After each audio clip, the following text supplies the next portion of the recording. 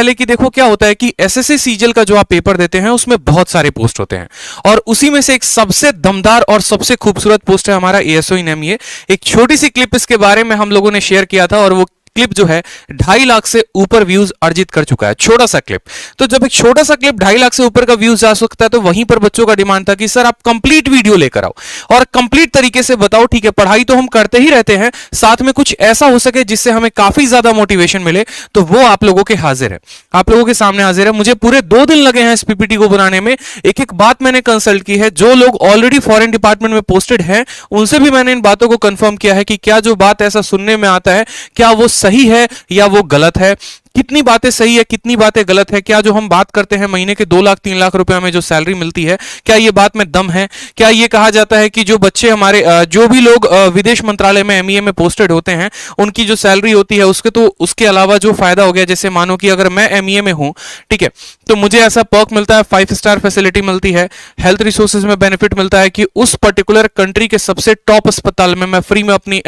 जो है वो इलाज करा सकता हूं अपना अपने फैमिली का। मेरे जो बच्चे होंगे उस स्कूल में, मतलब जैसे मानो अगर लंदन में पोस्टिंग हुई तो लंदन के सबसे टॉप स्कूल में फ्री में ऐसी शिक्षा मिल सकती है। क्या ये बात में सत्यता है? तो बिल्कुल इन सभी बातों को लेकर जितने भी आपके मन में 50 तरह के डाउट होंगे वो सभी के सभी मैं आप लोग को क्लियर करूंगा। भाई बहुत मेहनत की है मैंने आप सभी के लिए, तो आपका भी ये बात फर्ज बनता है कि तुरंत एक वीडियो को प्यारा सा लाइक कर दो, ठीक, और सब जगह पर शेयर कर दो भाई, ताकि ये जो बात है ना ये सब जाने और इससे सबका बेनिफिट हो सके।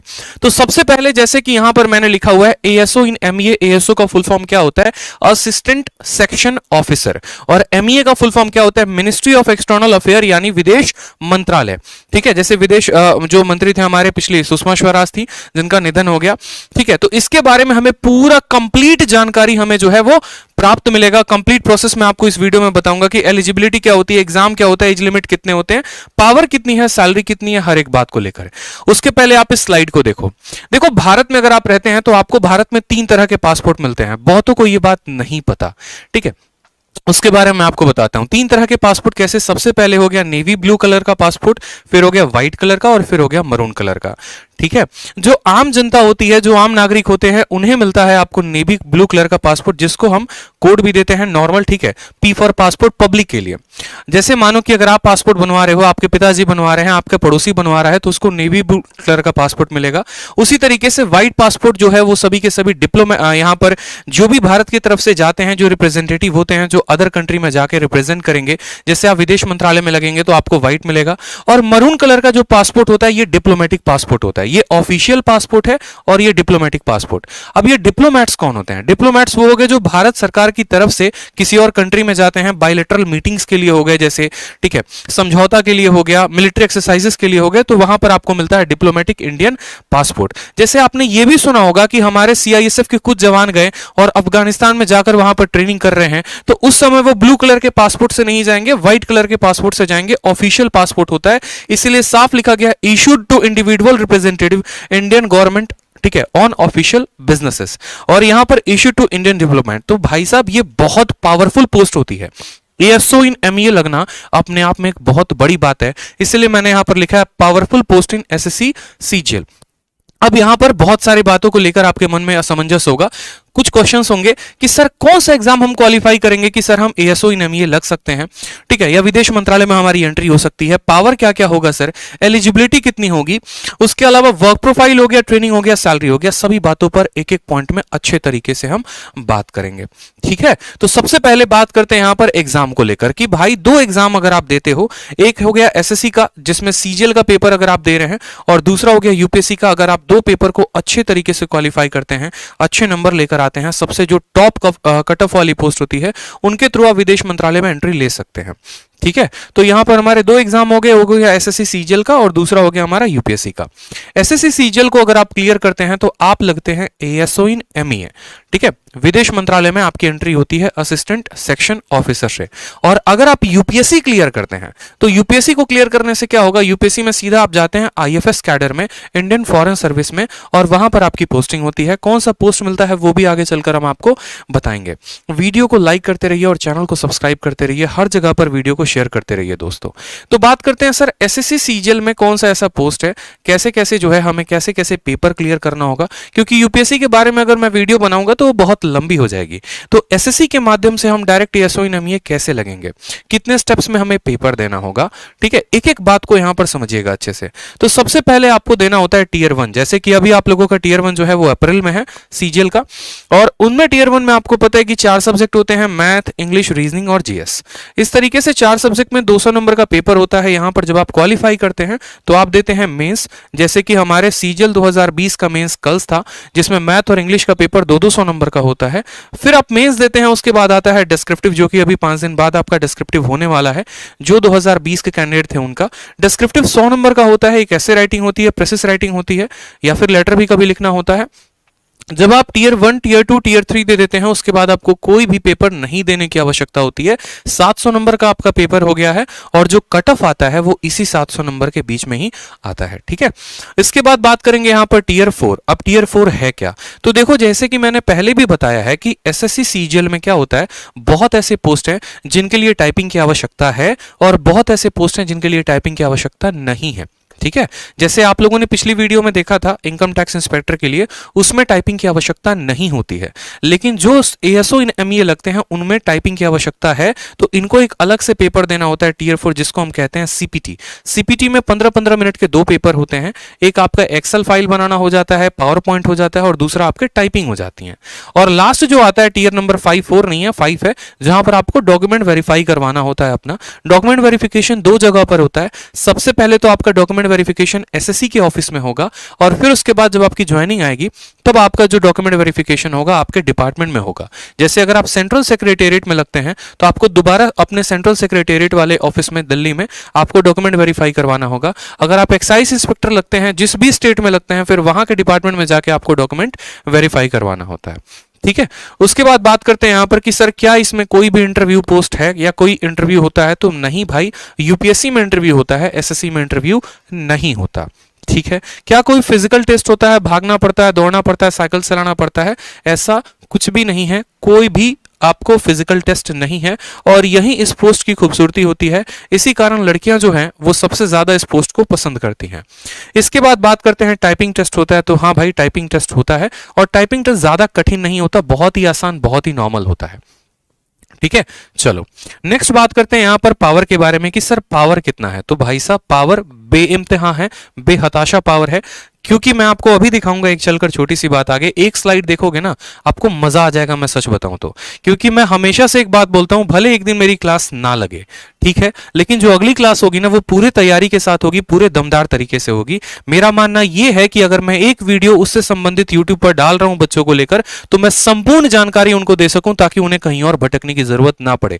तो ये पावर शब्द है तो अपने आप में 5 लेटर का, लेकिन एक एक वर्ड आपको डिफाइन करेगा कि आपका सच में कितना बड़ा रुतबा होता है, कितना ज्यादा सम्मान होता है जब आप एएसओ इन एमईए लगते हैं तब। दूसरी बात करते हैं पैसे को लेकर। तो देखो भारत सरकार में जो नौकरियां होती है ना, यहां पर जो पैसे आपको मिलते हैं 4600 ग्रेड पे के अनुसार से 70,000 से 80,000 मिलती है। पैसा यहां तब बरसता है आपके अकाउंट में जब आप विदेश में पोस्टिंग लेते हैं, तब आपको महीने के 2-2 लाख 3-3 लाख रुपए मिलते हैं। वो भी हम आगे चलकर डिस्कस करेंगे। और बात करते हैं सोशल स्टेटस की। तो देखो जो बिहार और यूपी के लोग होते हैं उनके लिए मैं एक बात बताता हूं। देखो जैसे मैं भी बिहार का हूं, तो हमारे यहां अगर आप किसी को बोलेंगे ना कि इनकम टैक्स, तो इनकम टैक्स का माइंडसेट बहुत बड़ा है। लेकिन अगर आप किसी को एमईए बोलेंगे ना, तो उनका माइंडसेट उतना बड़ा नहीं है, वो उस तरीके से नहीं समझेंगे। अच्छा एमईए क्या बोल रहा है पता ही नहीं, बहुतों को लगता है अरे एमईए तो पहली बार सुन रहे हैं। लेकिन आप उन्हें बोलो विदेश मंत्रालय। विदेश मंत्रालय के पावर कितने होते हैं, सोशल स्टेटस क्या होता है, एक एक बात को आपको धीरे धीरे करके जानकारी अभी मैं दूंगा वीडियो के अंदर। एक एक बात बताऊंगा मैं आपको कि आपके सच में वैल्यू क्या है। आपका सिर्फ वैल्यू भारत के अंदर नहीं, भारत के बाहर भी है, पूरी दुनिया आपकी कदर करेगी। सभी बातों को धीरे धीरे हम जानेंगे। एलिजिबिलिटी की बात करें तो ज्यादा कुछ नहीं चाहिए, सिर्फ सरकार आपसे यह बोलती है, जो आपकी कमीशन एसएससी है बोलती है कि बेटा देखो तुम ग्रेजुएट होने चाहिए किसी भी रिकॉग्नाइज्ड यूनिवर्सिटी से, चाहे आपने बीटेक किया है, चाहे आपने जो है ऑनर्स किया है, या फिर आपने बीए किया, कोई भी, मतलब ग्रेजुएट होने चाहिए, सिंपल सी बात है। और एज की बात करें तो 30 साल तक की आपकी उम्र होनी चाहिए। 30 साल के अलावा भी रिलैक्सेशन मिलता है, वो अलग अलग कैटेगरीज में होते हैं। जैसे एससी कैटेगरी को अलग मिला, एसटी को रिलैक्सेशन मिलता है, इसके अलावा ओबीसी को एज का रिलैक्सेशन मिलता है। ठीक है, तो ये सभी जो हो गए आपको एज रिलैक्सेशंस भी मिलते हैं, जिसके बारे में अभी कभी डिटेल में बताऊंगा। ठीक है, चलो बात करते हैं जो पावर के बारे में। तो पावर को मैं आपको ये दो फोटो के माध्यम से दर्शाना चाहता हूं। क्या होता है कि जैसे आपने देखा होगा, एक शब्द सुना होगा आपने, दूतावास, यानी इंग्लिश में एम्बेसी, सुना है ना आपने। अब ये एम्बेसी का शब्द मैं आपको समझाता हूं कि एम्बेसी का मतलब क्या होता है। ये जो दिख रहा है ना फोटो, ये जो बिल्डिंग दिख रही है, ये एम्बेसी है। और ये किसकी एम्बेसी है? तो ये भारत की एम्बेसी है, इंडियन एम्बेसी है। कहां पर है? तो यूएसए में।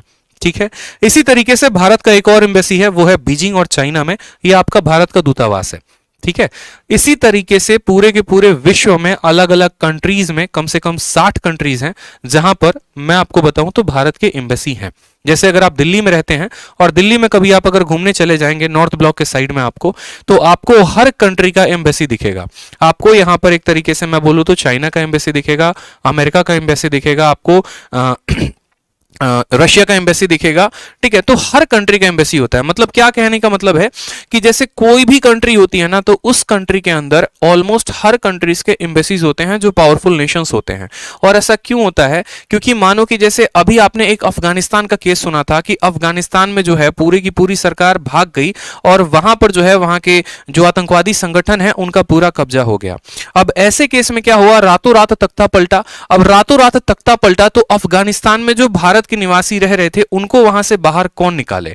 आपने एक एयरलिफ्ट की मूवी भी देखी होगी अक्षय कुमार की। वहां पर भी मूवी में यह दिखाने की कोशिश की गई है कि एयरलिफ्ट के माध्यम से उस कंट्री में रह रहे भारत के सभी लोगों को भारत में लेकर आया गया।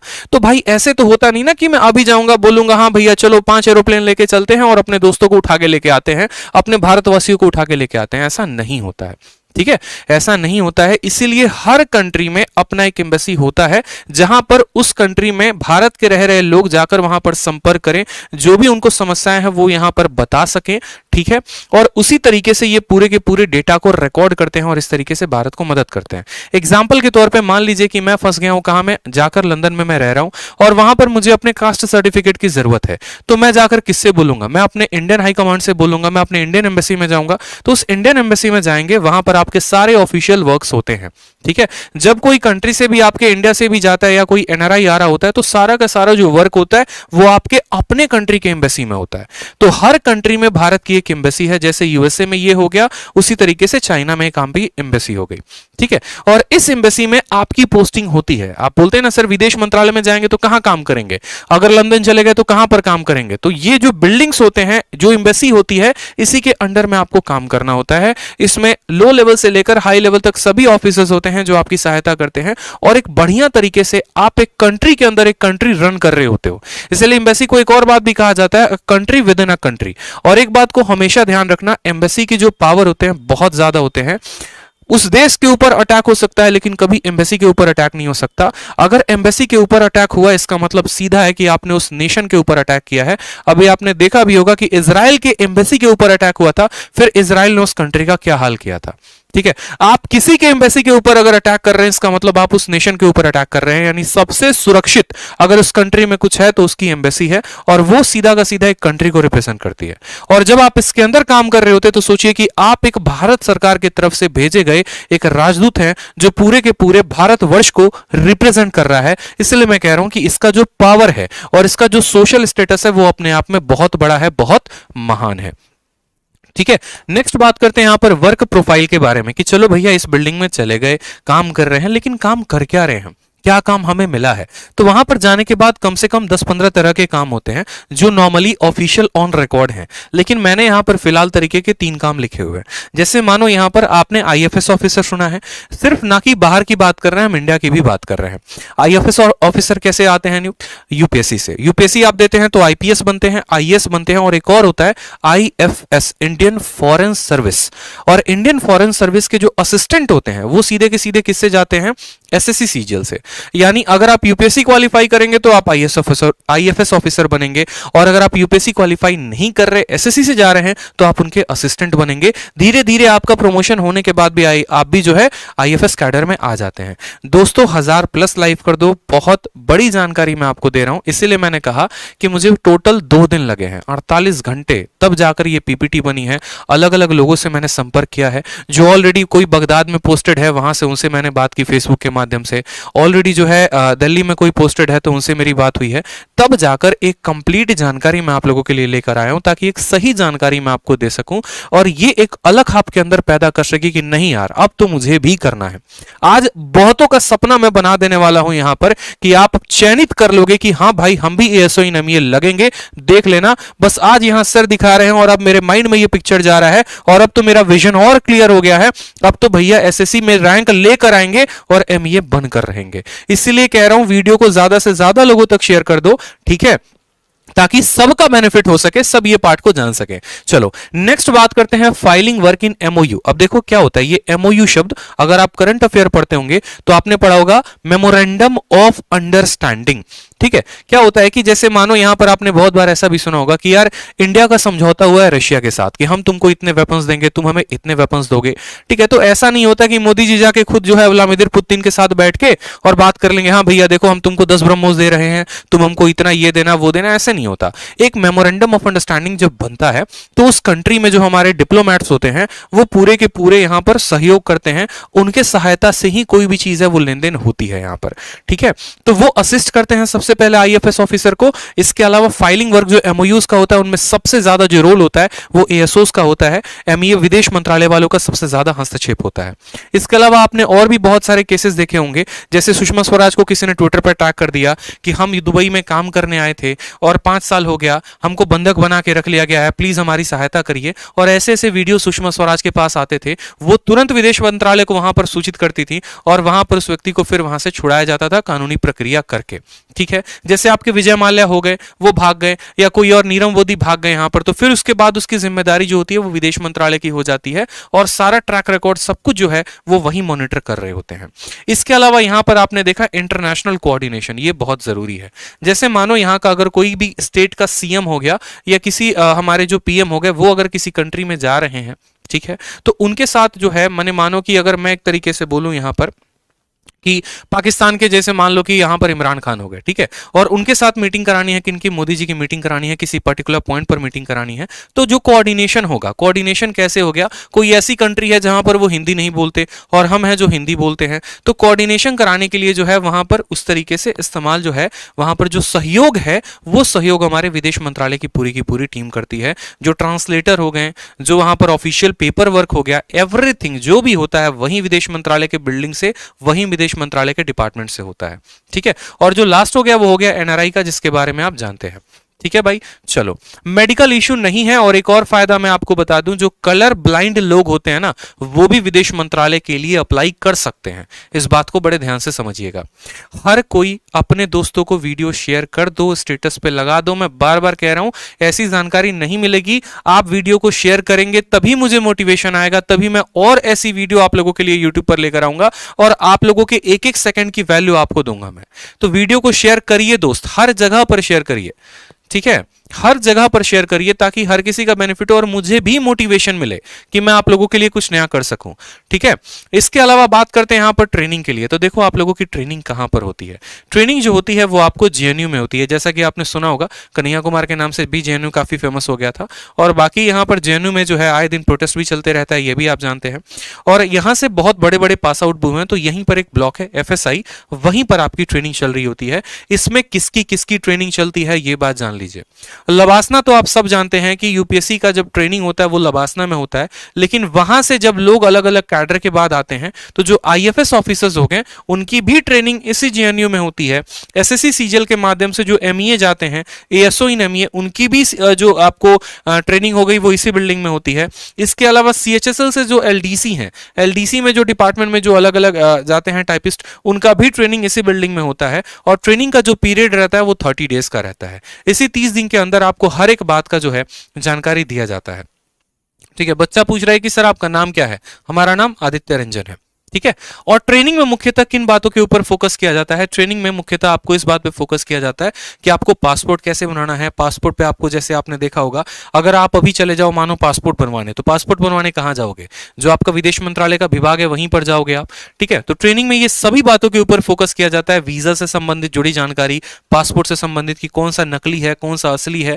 ठीक है, किसी का पासपोर्ट बनाना है, वीजा बनाना है किसी और कंट्री का, तो सभी जो है वहीं पर विभाग में होते हैं। इसके अलावा कुछ आपको एमईए के एडमिनिस्ट्रेशन बताए जाते हैं। ये सभी बातें मैंने यहां पर लिख रखा है। ट्रेड से संबंधित कुछ जानकारी हो गई, तो ये सभी के ऊपर आपको जो है 2-2 दिन 3-3 दिन करके आपका जो ट्रेनिंग होता है 30 दिन पूरा किया जाता है और इन सभी चीजों के बारे में आपको जानकारी दी जाती है। जैसे कि मैंने आपको सीबीआई में बताया था, सीबीआई में ट्रेनिंग कैसे होता है। सीबीआई वाली वीडियो जिन्होंने नहीं देखी है वो जाके मेरी 60 दिन 60 मैराथन के प्लेलिस्ट में देख लेंगे। इनकम टैक्स ऑफिसर की जिन्होंने देखी है वो भी जाके 60 दिन 60 मैराथन में देख लेंगे। ठीक है, तो जैसे कि मैंने बताया था कि सीबीआई में क्या होता है कि आपको बंदूक चलाना सिखाते हैं। ठीक है, आपको जो है नारकोटिक्स के बारे में पूरा का पूरा बताते हैं, ड्रग्स के बारे में पूरा बताते हैं, पूरा लॉ एंड ऑर्डर आपको पढ़ाते हैं। तो यहां पर आपको ना बंदूक चलाना सिखाएंगे, ना लॉ एंड ऑर्डर पढ़ाएंगे, ना आपको नारकोटिक्स के बारे में बताएंगे। जो इनका ऑफिशियल वर्क होगा उसके बारे में पूरी की पूरी जानकारी आपको दी जाएगी। 35 वीक नहीं कह रहा मैं, यहां पर 30 डेज कह रहा हूं, क्योंकि 30 दिन के अंदर इसकी ट्रेनिंग खत्म हो जाती है। 30 दिन के अंदर ट्रेनिंग खत्म। और एक और बात बता दे, अगर एसएससी सीजीएल में सबसे पहले किसी पोस्ट की ज्वाइनिंग आती है तो वो इसकी आती है। एग्जाम्पल मैं आपको दे रहा हूं, 2017 सीजीएल का जब रिजल्ट आया था तो रिजल्ट के 1 महीने के बाद यहां पर ज्वाइनिंग लेटर आ गया था, ट्रेनिंग का लेटर आ गया था कि भैया पहुंच जाइए जेएनयू, अपना बोरिया बिस्तर लेकर, वहां पर आपकी ट्रेनिंग शुरू हो जाएगी। लेकिन अगर वहीं हम एक्साइज इंस्पेक्टर की बात करें तो ये जो एक्साइज इंस्पेक्टर है, अभी इनका जो ज्वाइनिंग आया है वो पिछले 2021 के दिसंबर में आया है। तो सबसे फास्ट अगर किसी की ज्वाइनिंग आती है तो विदेश मंत्रालय की आती है, एएसओ इन एमईए की, और सबसे लेट अगर किसी का आता है तो वो एक्साइज इंस्पेक्टर होता है। इस बातों को भी ध्यान रखेंगे। मतलब जब तक एक एक्साइज इंस्पेक्टर का पर्सन ज्वाइन करेगा तब तक 1 साल की जो सैलरी है या 1 साल का जो प्रमोशन ग्रोथ है वो आपको विदेश मंत्रालय से मिल जाता है। जो सबसे इंपॉर्टेंट बात होती है वो है पोस्टिंग के बारे में। पोस्टिंग के बारे में बहुत बच्चे जो होते हैं सोच रहे होते हैं, अरे ऐसे कैसे, हमको क्या पहले पोस्टिंग में लंदन भेज देगा, दूसरे पोस्टिंग में क्या हमको अफगानिस्तान बगदाद भेज देगा, पाकिस्तान भेज देगा। तो पोस्टिंग के बारे में एक बहुत मिथ चल रहा होता है। ठीक है, कि किसी को क्या ऐसे थोड़ी है कि लंदन भेज दे, तो कैसे पोस्टिंग होता है, प्रोसीजर क्या होता है, जानकारी कैसे होती है, सब बातों को समझो। सबसे पहले तो यहां पर अगर आप भारत में सेवा देना चाहते हो तो आप भारत में एमईए ऑफिस दिल्ली में काम कर सकते हो। ठीक है, जब आप 2 साल 3 साल जब आप काम कर लेते हैं, जब आपकी थोड़ी सी सीनियरिटी हो जाती है, उसके बाद यूं समझ लीजिए जैसे आप गेम खेलते हैं ना, एक लेवल को क्रॉस किया तो दूसरा लेवल आपके लिए खुल जाता है। सेम तरीके से जब आप 2 साल 3 साल यहां पर काम कर लेते हैं दिल्ली में रहकर, तो उसके बाद आपको विदेश जाने के रास्ते खुल जाते हैं और आप अलग अलग कंट्रीज में जा सकते हैं। अलग अलग कंट्रीज में जाने का भी क्या प्रोसीजर है वो भी हम आपको बताएंगे। पहले भारत में समझ लेते हैं कि भारत में कहां कहां काम करना है। कोई अगर दिल्ली में जॉब करना चाहता है तो दिल्ली में कर सकता है, और अगर दिल्ली में जॉब नहीं करना चाहते, आप किसी और स्टेट के हैं, कोई जैसे मानो यहां पर चंडीगढ़ का है, या कोई पंजाब का है, कोई हरियाणा का है, कोई उत्तराखंड का हो गया, तो आपके अलग अलग स्टेट में भी रीजनल ऑफिस होते हैं, पासपोर्ट ऑफिस, और उस पासपोर्ट ऑफिस में जो है आप वहां पर वर्क कर सकते हैं। ठीक है, तो ये तो हो गया हमारा इंडिया का बात। नेक्स्ट बात करते हैं फॉरेन पोस्टिंग के बारे में। फॉरेन में कितने तरह के पोस्टिंग होते हैं यहां पर देखो, छोटे से स्लाइड के माध्यम से बताया है। ठीक है भाई, चलो फॉरेन पोस्टिंग में क्या होगा, देखो कितने तरह की कंट्रीज होती है। एक होता है ए स्टार कंट्री, दूसरा होता है ए, फिर होता है बी कंट्री, फिर होता है सी कंट्री, फिर होता है सी स्टार, और इसके बाद भी एक और कंट्री होती है। इसके बारे में संपूर्ण जानकारी मुझे उस भाई से मिली जो ऑलरेडी बगदाद में है और जो ऑलरेडी एएसओ इन एमईए है। उन्होंने पूरी की पूरी जानकारी दी। उन्होंने कहा कि भाई ऐसे नहीं होता है कि तुम जो है सीधा का सीधा लंदन चले जाओगे काम करने। एक प्रोसीजर होता है, प्रोटोकॉल होता है। प्रोटोकॉल क्या होता है, जैसे मानो सबसे पहले मैं एएसओ इन एमईए लगा। एएसओ इन एमईए लगने के बाद क्या हुआ कि मैंने 2 साल 3 साल भारत सरकार में सेवाएं दी, दिल्ली में जो है मेरा पूरा का पूरा काम चला। उसके बाद हमारे लिए ऑप्शंस बाहर जाने के खुल जाते हैं। बाहर जाने के कितने ऑप्शंस है, तो एक तरीके से यूं समझ लो 60 कंट्रीज हैं, लेकिन शुरू में जो हमारे पास ऑप्शन आता है वो 30 कंट्री का आता है। उस 30 कंट्री में हमें अपना फॉर्म फिलअप करना होता है। फिर पूरा का पूरा पेपर वर्क होता है, और पेपर वर्क होने के बाद तब वो पहुंच जाता है आपके ऑफिस में, और फाइनली कुछ महीने के अंदर आपके पास आ जाता है कि हाँ आपको ये कंट्री मिला है। अगर मानिए कि आपको पाकिस्तान मिल गया और आपको पाकिस्तान नहीं जाना है, तो आप जाने के लिए बाध्य नहीं है, कोई आपको फोर्स नहीं कर रहा है, आप मना भी कर सकते हैं। लेकिन मना करने के बाद क्या होता है कि कुछ महीने के ऊपर आपके बैन लग जाता है, कुछ महीनों तक आपके ऊपर बैन लगा रहता है कि अब आप अप्लाई भी करेंगे दोबारा से तो ऐसा नहीं होगा। ऐसा क्यों होता है? क्योंकि यार देखो, जब आप पोस्टिंग के लिए फॉरेन में अप्लाई कर रहे होते हो तो बहुत सारे पेपर वर्क होते हैं। अब भारत सरकार ने इतना पेपर वर्क किया और आपने झटके भर में जो है उनका दिल तोड़ दिया, कहा कि नहीं भैया हम तो जाएंगे ही नहीं, तो इसीलिए आपको कुछ महीने के लिए बैन किया जाता है। लेकिन उसके बाद फिर ऑप्शंस फिर से खुल जाते हैं। अब बात करते हैं ये जो कंट्रीज हैं, कोडिंग है, इस कोड में किस किस तरह के कंट्री आते हैं। जैसे ए स्टार हो गया, ए स्टार में न्यूयॉर्क हो गया, लंदन हो गया, जितने बड़े बड़े शहर हो गए, बड़ी बड़ी कंट्रीज हो गई, वो सभी के सभी ए स्टार्स में आती हैं। ठीक है दोस्तों, वीडियो को लाइक कर दो, मैं बार बार कह रहा हूं, सभी के सभी वीडियो को शेयर करो, लाइक करो, चैनल को सब्सक्राइब करो। ठीक है, वीडियो को हर जगह पे शेयर कर दो, 1000+ लाइव चाहिए दोस्तों, बहुत इंपॉर्टेंट और बहुत सही कंटेंट हम आपको दे रहे हैं। ठीक है, इसीलिए इस कंटेंट के दम पे एक मोटिवेशन मुझे मिले, इसीलिए मैं कह रहा हूं कि हर जगह वीडियो को शेयर करिए, लाइक करिए। ठीक है, उसके बाद बात करते हैं, जैसे ए हो गया हमारा, यहां पर आता है लंदन जैसा आपका कंट्री हो गया। ठीक है, फिर बात करते हैं यहां पर बी नंबर में, जैसे बीजिंग। बीजिंग कहां है? चाइना में है, जिसकी मैंने आपको फोटो भी दिखाई थी यहां पर, और जिसका मैंने कहा भी था कि देखो ये बीजिंग है। ये आपका बी कोड कंट्री हो गया। बीजिंग कहां गया? चाइना में। ये आपका भारत का एम्बेसी है वहां पर। ठीक है, जैसे बैंकॉक का भी आपने नाम सुना है, तो बैंकॉक भी किस में आता है? तो बी कंट्री में आता है, बी कोड में आता है। सी हो गया आपका मॉस्को। मॉस्को कहां है बताओ? रशिया में। ठीक है, तो मॉस्को जो है अगर आपको है तो आपको सी कंट्री के लिए अप्लाई करना पड़ेगा। नेक्स्ट हो गया आपका सी स्टार, और इसको स्टार क्यों दिया गया है? इसको कभी कभी हार्ड कंट्रीज भी कहा जाता है, जैसे आपका इस्लामाबाद। इस्लामाबाद का मतलब यूं समझ लो पाकिस्तान। ठीक है, तो अब मैं बताता हूं कि यहां पर पोस्टिंग के प्रोसीजर्स क्या क्या हो गए। जैसे मानो मैंने फॉरेन पोस्टिंग के लिए अप्लाई किया, तो शुरू शुरू में जो हमें स्टार्टिंग मिलती है वो हमें C+ स्टार कंट्री से मिलता है, सी स्टार कंट्री से मिलता है। जैसे अफगानिस्तान हो गया, पाकिस्तान हो गया, ठीक है, बगदाद हो गया, इन कंट्रीज में पोस्टिंग होती है।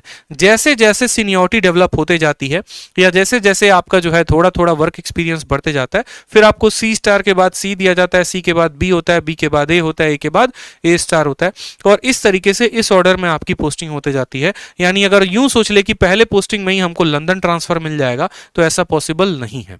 एक आधा एक्सेप्शनल केस होते हैं जिसमें अगर आपका किसी के साथ कोई पहुंच है, नेता के साथ या किसी के साथ, तो आप अपनी पोस्टिंग इनमें किसी कंट्री में करवा सकते हैं। अन्यथा आपको जो जनरल प्रोटोकॉल है, प्रोसीजर है, आपको उसी तरीके से फॉलो करना पड़ेगा और उसी तरीके से आपकी पोस्टिंग होती है। ठीक है, नेक्स्ट बात करते हैं सैलरी के बारे में। तो जो सैलरी है वो इंडिया में आपको 70+ के करीब में मिलता है, लेकिन जैसे आप इंडिया से बाहर जाते हैं, किसी और कंट्री में जाते हैं, जैसे मानो कि कोई बगदाद में है, या यूं समझ लो कोई लंदन में है, ठीक है, या कोई आपका जर्मनी में है, तो उसकी सैलरी कितनी होगी? क्या उसको 70,000 रुपया ही मिलेगा? तो ऐसा नहीं है। देखो क्या होता है कि सैलरी जो डिसाइड होती है ना, वो करेंसी के पावर के ऊपर डिसाइड होती है। एग्जाम्पल के तौर पर यूं समझ लो कि अगर भारत में ये सैलरी 70,000 है, तो विदेश में यही सैलरी जाकर उनके अकॉर्डिंग कितना हो जाएगा, वहां के खर्च के अकॉर्डिंग, वहां के महंगाई के अकॉर्डिंग सभी चीजों को कैलकुलेट किया जाता है कि यहां पर अगर हम जो हाउस अलाउंस है 8,000 रुपया किराया दे रहे हैं, तो क्या वहां पर अगर कोई फ्लैट लेगा तो क्या 8,000 में निपट जाएगा? इन सभी चीजों को कैलकुलेट करते हुए जो आपका अप्रोक्सीमेट इंडियन करेंसी में कन्वर्ट करने के बाद जो सैलरी आती है वो 2 से 3 लाख रुपए आती है। किसी किसी कंट्री में 2 लाख है, किसी में 2.5 लाख है, किसी में 3 लाख है। तो फॉरेन पोस्टिंग में इंडियन करेंसी के हिसाब से आपको 2 से 3 लाख रुपए मिल जाता है महीने के, जो कि अपने आप में बहुत बड़ी बात है। इसमें आराम से जो है आप लाख 1.5 लाख रुपया खर्चा करके बाकी पूरा का पूरा आप सेव कर सकते हैं, अपने घर बेच सकते हैं, कोई भी काम आप कर सकते हैं। इसलिए सबसे लुक्रेटिव और प्रॉफिटेबल जो पोस्ट होता है वो एमईओ कहा जाता है, जिसमें सबसे ज्यादा सैलरी होता है। इसके अलावा दोस्तों ये बात समझो, ये जो पर्क्स है ये अपने आप में बहुत बड़ा बात है। अगर मैं बोलूं ना कि मुझे मोटिवेशन कैसे मिलेगा, जाहिर सी बात है, इंसानी फितरत है, किसी को भी मोटिवेशन मिलता है तो पैसे से मिलता है, किसी को भी मोटिवेशन मिलता है तो एक तरीके से उसके बेनिफिट से, जो उससे फायदे हैं। जैसे मानो मैंने आपको कहा 2 मोबाइल है, एक रेडमी हो गया और एक नोकिया हो गया, और मैंने कहा कि आप इसमें कौन सा लोगे, तो आप क्या देखते हो? फीचर्स देखते हो, यार इसके फीचर्स अच्छे हैं, इसकी क्वालिटी अच्छी है, तो ये वाला मोबाइल लेंगे। उसी तरीके से जब आप एसएससी का पेपर दे देंगे, तो पेपर देने के बाद डॉक्यूमेंट वेरिफिकेशन में जब जाएंगे, पोस्ट प्रेफरेंस जब भरेंगे, तो बहुत सारे पोस्ट हैं, तो उसमें आप किसको सबसे पहले नंबर पर स्थान देंगे? वो कब देते हैं? जब आप अपना देखते हैं कि हाँ भाई इससे संबंधित क्या क्या फायदे हो सकते हैं। ठीक है, कोई अगर मानो घूमना चाहता है, ठीक, अलग अलग कंट्रीज में, तो वो एमईए के लिए अप्लाई करता है। कोई पुलिस की सर्विस में जाना चाहता है तो सीबीआई या एक्साइज इंस्पेक्टर में जाता है। किसी को नॉर्मल ऑफिस लाइफ चाहिए तो वो सीएसएस में जाता है। तो उस तरीके से इसमें क्या क्या फर्क होता है, पर्क जो है, बेनिफिट जो है, वो क्या क्या मिलता है? तो सबसे पहले बहुत ज्यादा सैलरी होती है, जैसा कि मैंने बताया 2 लाख से 3 लाख रुपए के करीब में। ठीक है। इसके बाद बेस्ट अमेनिटीज। अब बेस्ट अमेनिटीज के बारे में थोड़ा सा जानकारी देता हूं, जिसमें मैंने हेल्थ और एजुकेशन लिखा है। जैसे मानो आप भारत में 70,000 रुपए महीना कमा रहे हो, ठीक है, आप बीमार पड़ गए, आपको क्या होगा कि खर्चा कराने कराने में ही, इलाज कराने कराने में ही आपके पूरी की पूरी सैलरी चली जाएगी। या आपके बच्चे थोड़े थोड़े बड़े हो रहे हैं, आप उनको सबसे टॉप स्कूल में रख रहे हो, महंगाई का जमाना इतना है, महीने के 10-10 हजार रुपए आपका महीने का फीस लग रहा है। लेकिन अगर आप एएसओ इन एमईए लगते हैं तो ये दो चीजें जो है आपकी भारत सरकार देती है, ठीक है। यानी आप बीमार हुए या आपके परिवार में कोई भी बीमार हुआ तो उस कंट्री के सबसे उच्च अस्पताल में आप फ्री में इलाज करवा सकते हैं, कोई रुपया नहीं लगेगा। और उस कंट्री के सबसे टॉप स्कूल में 12वीं तक, 12th तक आप अपने बच्चे की फ्री में पढ़ाई करवा सकते हैं। उसका पूरा का पूरा जिम्मा कौन उठाता है? भारत सरकार उठाती है, ठीक है। कौन उठाता है? भारत सरकार उठाती है।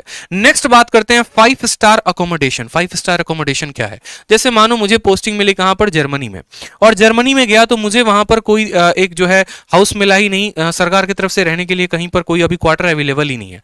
तो क्या होगा? मैं वहां के किसी भी 5 स्टार होटल में रह सकता हूं और जितना भी खर्चा आएगा वो पूरा का पूरा खर्चा कौन देगा? तो भारत सरकार देगी।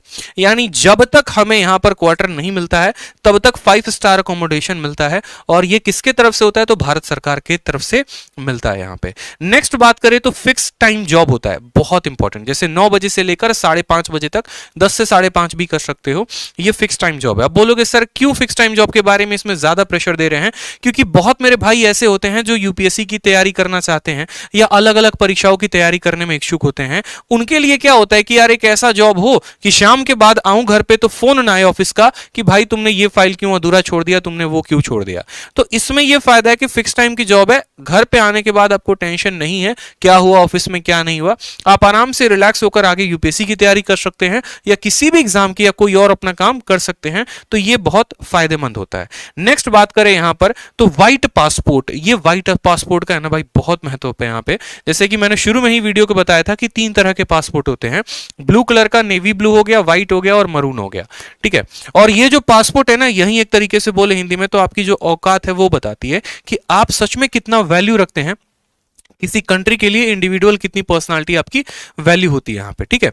जैसे मानो यहां पर ब्लू पासपोर्ट हो गया, ये पूरे भारत में हर व्यक्ति के पास है, किसी के पास कोई भी बनवा सकता है। व्हाइट पासपोर्ट हर किसी के बस की बात नहीं होती, उन्हीं को मिलता है जो भारत सरकार के ऑफिशियल्स होते हैं। इसलिए कहा गया official Indian passport issue to individuals representing Indian government on official businesses. और जो तीसरा हो गया मरून हो गया, जब कोई नेता या कोई बड़े ऑफिसर्स होते हैं, जो डिप्लोमैट्स होते हैं, ठीक है, जब वो किसी मीटिंग के लिए जाते हैं किसी कंट्री में तो वो उनको मिलता है, ठीक। तो ये जो पासपोर्ट है यही आपके लिए बहुत बड़ी बात है। एग्जांपल मैं आपको देना चाहूंगा, अगर शाहरुख खान जा रहे हैं और मैं एक एएसओ इन एमईए हूं, ठीक है, तो जैसे शाहरुख खान अगर गए तो उनको भाई साहब पूरी चेकिंग चलती है, आपने पता भी है। बहुत ऐसे कंट्रीज होते हैं ना पूरा बढ़िया तरीके से चेकिंग करेंगे कपड़े हटा हटा के।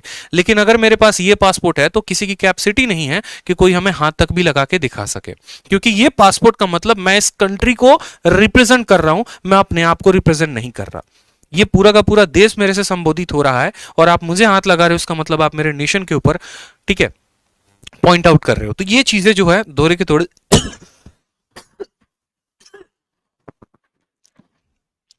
बेनिफिट मिलते हैं, ठीक है। नेक्स्ट बात करते हैं यहां पर प्रमोशंस के बारे में कि प्रमोशन जो है वो कैसे मिलता है। तो प्रमोशन के बारे में सबसे पहले जान लेते हैं, ठीक है। प्रमोशन के बारे में सबसे पहले जानिए। तो सबसे पहले अगर आप सीजीएल क्वालिफाई करते हैं तो सीजीएल से आप लगते हैं असिस्टेंट सेक्शन ऑफिसर, एएसओ इन एमईए, ठीक है। और एएसओ इन एमईए के बाद क्या होता है कि क्या वहीं पर हमारी कहानी खत्म हो जाती है क्या? उसके आगे हमें कोई पेपर नहीं देना होता? ऐसा नहीं है, उसके आगे भी पेपर देना होता है और भी बहुत सारी बातें होती हैं। जैसे अगर आप कोई पेपर नहीं देना चाहते तो 12 से 13 साल के अंदर, ध्यान से मेरी बात को समझिएगा, 12 से 13 साल के अंदर आपका प्रमोशन हो जाता है सेक्शन ऑफिसर पे, ठीक है। लेकिन अगर आप डिपार्टमेंटल एग्जाम देते हैं तो डिपार्टमेंटल एग्जाम में क्या होता है कि डिपार्टमेंट में भी जाने के बाद एग्जाम होता है। आप किसी कोई ऐसा पर्सन होगा जो सिलेक्टेड होगा, आप उनसे पूछना, ठीक है, वो खुद आपको बताएंगे कि चाहे वो स्टेनो है या फिर टैक्स असिस्टेंट है, तो ये सभी लोग जो होते हैं ना, अगर मानो कोई बंदा टैक्स असिस्टेंट है तो वो डिपार्टमेंटल एग्जाम दे देकर इनकम टैक्स में जा सकता है। उसी तरीके से असिस्टेंट सेक्शन ऑफिसर जो है वो डिपार्टमेंटल एग्जाम देकर 4 से 5 साल के अंदर प्रमोशन लेकर सेक्शन ऑफिसर बन सकते हैं। और फिर उसके बाद सेक्शन ऑफिसर से 9 से 10 साल के बाद आपका प्रमोशन होगा तो आप अंडर सेक्रेटरी बनोगे, और अंडर सेक्रेटरी आप एसएससी के माध्यम से आओगे। और अगर आप यूपीएससी के लिए प्रिपेयर कर रहे हो तो आपकी जो डायरेक्ट पोस्टिंग होती है वो अंडर सेक्रेटरी के ही होती है, इसलिए मैंने लिखा है आईएफएस कैडर। यूपीएससी निकालोगे तो यहां से आपकी प्रमोशन से स्टार्ट होंगे, और एसएससी निकालोगे तो सबसे पहले एएसओ बनोगे, फिर प्रमोशन होकर सेक्शन ऑफिसर, फिर प्रमोशन होकर अंडर सेक्रेटरी, फिर अंडर सेक्रेटरी के बाद डेप्यूटी डायरेक्टर, और फिर डेप्यूटी डायरेक्टर के बाद डायरेक्टर। इसके बाद भी पोस्ट होते हैं लेकिन वहां तक एसएससी कैंडिडेट नहीं पहुंच पाते हैं। ठीक है, अच्छा ये स्कोर कार्ड खुल गया। चलो, तो इसीलिए आपको सबसे पहले पूरी की पूरी मैंने अपने पोस्ट की जानकारी दी, और इसी पोस्ट की जानकारी के लिए आप एक ऐसे समझो जैसे मैं आपको एक जनरली अपना स्कोर कार्ड दिखा रहा हूं। ठीक है, अपना स्कोर कार्ड किस लिए? इसलिए नहीं क्योंकि ये मेरा है, इसलिए क्योंकि आपको एक मैं बता सकूं कि कंपटीशन कितना, और इस पोस्ट के लिए अगर आपको लाना है तो कितने नंबर लेकर आने पड़ेंगे। जैसे मेरा खुद का स्कोर कार्ड है सीजीएल 2019 के प्री का 180। ठीक, मेंस में अगर आप मार्क्स करोगे तो मार्क्स जो है वो इंग्लिश में 185 है, मैथ्स में मेरे 227 है। जो यहां पर 180 नंबर आए थे उसमें मैथ, इंग्लिश, रीजनिंग जो था 50-50-50 था, और आपका जीके में 30 नंबर। उसी तरीके से सीएचएसएल में मैंने 185 स्कोर किए, मैथ 50, इंग्लिश 50, रीजनिंग 50, जीके में 35 नंबर। जो मेरा डिस्क्रिप्टिव में स्कोर रहा था वो रहा था मेरा 76 नंबर। इतने नंबर जब आप किसी भी सीजीएल की परीक्षा में आप काउंट करेंगे, इससे बहुत ज्यादा आपको स्कोर करना पड़ेगा। मैथ में भी आपको बहुत ज्यादा स्कोर करना पड़ेगा, इंग्लिश में भी। आपका प्री में कम से कम 180 प्लस स्कोर होना चाहिए आपको एसओ एंड एमईए लगने के लिए, और मेंस में भी अगर हम बात करें तो इंग्लिश और मैथ में कम से कम 180 प्लस स्कोर होना चाहिए। और उसी तरीके से जो आपका डिस्क्रिप्टिव होता है उसमें 70 प्लस स्कोर होना चाहिए, तब जाकर आप एएसओ इन एमईए लग सकते हैं। क्योंकि एसएससी सीजीएल में जो सबसे ज्यादा कट ऑफ वाली पोस्ट होती है वो एएसओ इन एमईए की होती है, और उसके बाद आपका इनकम टैक्स होता है। इन दोनों में बड़ा धुंध चल रहा होता है कि पहले किसकी कट ऑफ ज्यादा जाएगी। तो अगर आपको ये 2 पोस्ट लेने हैं मेरे भाई, अगर आपको ये दोनों पोस्ट लेने हैं तो आपको बहुत ज्यादा मेहनत करना पड़ेगा, बहुत ज्यादा पढ़ाई करना पड़ेगा। सिर्फ एसएससी को क्वालिफाई ही नहीं करना है, उसके सबसे टॉप पोस्ट पर पहुंचना है। तो टॉप पोस्ट पर पहुंचने के लिए आपको सबसे ज्यादा मेहनत करनी पड़ेगी, सबसे ज्यादा नंबर लेकर आने पड़ेंगे। ठीक है, तो जो बच्चे सोच रहे होते हैं ना प्री में कि अरे बस खाली कट ऑफ क्लियर कर लें, ठीक है 140 नंबर आ जाए, 150 नंबर आ जाए, तो जहां प्री में 140 150 आया, अपना सपना वहीं पर त्याग देना कि एएसओ इन एमईए लगने वाले हो। कोई और पोस्ट देख लो, नारकोटिक्स देख लो, एक्साइज देख लो, कोई और देख लो, लेकिन एएसओ इन एमईए नहीं लगोगे। क्योंकि अगर इसमें लगना है तो शुरू से आपको उस रेस का दुर्रम खान बनना पड़ेगा, शुरू से आपको उस कदर स्कोर लेकर आना पड़ेगा। आपको प्री में भी 180 प्लस लाना पड़ेगा, आपको मेंस में भी दोनों पेपर में 180 प्लस लाना पड़ेगा, तब जाकर कहीं आप सोच सकते हैं कि हाँ भैया एएसओ इन एमईए मिलेगा। समझ रहे हैं मेरी बात को? यहां पर इजी से लेकर टफ लेवल तक के हर क्वेश्चंस आपको लगाने पड़ेंगे।